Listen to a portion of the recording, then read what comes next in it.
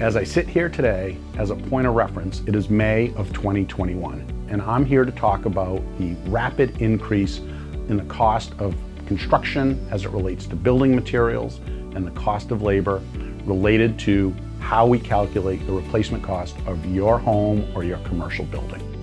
Over the last 12 to 14 months, building costs have gone up, in some cases over 200%. For example, a 2x4 or a sheet of plywood and many other examples of building materials have skyrocketed due to a supply and demand need, as well as a labor shortage that's driving construction costs way up.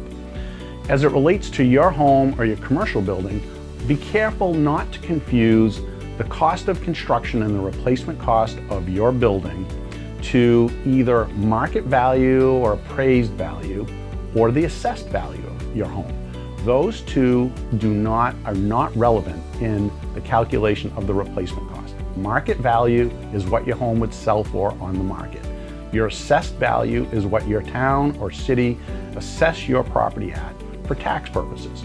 Insurance companies really only care about construction costs and replacement costs.